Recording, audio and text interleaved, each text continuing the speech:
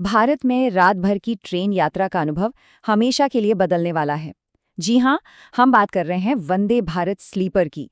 एक ऐसी ट्रेन जो आराम, रफ्तार और टेक्नोलॉजी को एक बिल्कुल नए लेवल पर ले जा रही है। तो चलिए समझते हैं कि ये भारतीय रेलवे के लिए इतना बड़ा कदम क्यों है। 17 जनवरी 2026 ये एक ऐसी तारीख है जो भारतीय रेलवे के इतिहास में हमेशा के लिए दर्ज हो गई। इसी दिन देश की पहली वंदे भारत स्लीपर ट्रेन को हरी झंडी दिखाई गई, जो भारत में लंबी दूरी की यात्रा के एक नए दौर की शुरुआत है। और हाँ, ये कोई आम ट्रेन नहीं है। ये अपनी तरह की पहली ट्रेन है जिसे पूरी तरह से भारत में ही डिज़ाइन और तैयार किया गया है। इसे बनाया है BMEL ने और ये मेक इन इंडिया पहल का एक ज़बरदस्त उदाहरण है। इसका सफर मतलब कॉन्सेप्ट से हकीकत तक बहुत ही तेज रहा है। सोचिए, सितंबर 2024 में पहला प्रोटोटाइप आया, जनवरी 2026 में लॉन्च हो गई और 2027 तक ऐसी 12 और ट्रेनें लाने का प्लान है। ये वाकई भारतीय रेलवे की स्पीड और महत्वाकांक्षा को दिखाता है। तो सबसे पहला सवाल, इसने अपना सफर कहाँ से कहाँ तक शुरू किया? चलिए इसके पहले रूट पर एक नजर डालते हैं।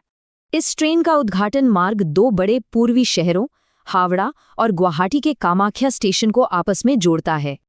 और ये है इसकी सबसे बड़ी खासियत, रफ्तार। ये ट्रेन इस रूट पर सफर के समय को घटाकर सिर्फ 14 घंटे कर देती है। जी हाँ, ये इस रूट पर अब तक की सबसे तेज सर्विस है, जिससे यात्रियों का बहुत कीमती समय बचेगा। और ये सुविधा लगभग हर दिन मिलेगी।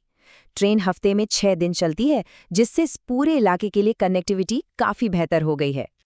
अच्छा, बाहर से तो ये काफी शानदार दिखती है, लेकिन अंदर का एक्सपीरियंस कैसा है? चलिए ट्रेन के अंदर चलते हैं और देखते हैं कि यात्रियों के लिए क्या-क्या खास है। अंदर कदम रखते ही सबसे पहली चीज़ जो ध्यान खींचती है वो हैं इसकी आधुनिक और आरामदायक बर्थ्स। इन्हें खास तौर पर लंबी यात्राओं के आराम को ध्यान में रखकर डिज़ाइन किया गया है, ताकि रात भर का सफ़र पहले से कहीं ज़्यादा सुकून भरा हो। सुविधाओं के मामले में ये ट्रेन पुरानी ट्रेनों से मीलों आगे है।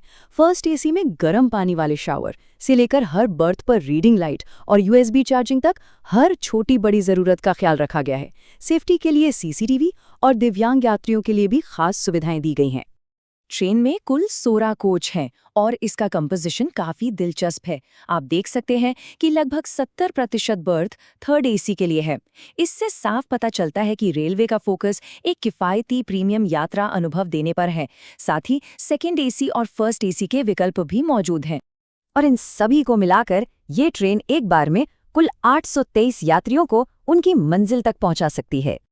तो इतनी सारी सुविधाएं और इतनी तेज रफ्तार, अब सवाल उठता है कि इस प्रीमियम अनुभव की कीमत क्या है। तो चलिए अब सीधे मुद्दे पर आते हैं। इस सफर के लिए आखिर जेब कितनी ढीली करनी पड़ेगी?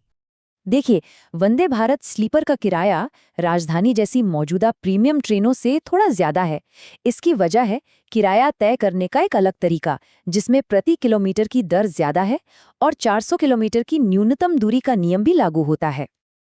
तो ये रहे हावड़ा से गुवाहाटी तक की बेस फेयर। थर्ड एसी का किराया लगभग 2300 रुपये, सेकेंड एसी का करीब 3000 रुपये और फर्स्ट एसी का किराया 3600 रुपये से ज्यादा है। हाँ, एक बात ध्यान में रखनी होगी कि इसमें GST और दूसरे चार्ज शामिल नहीं हैं।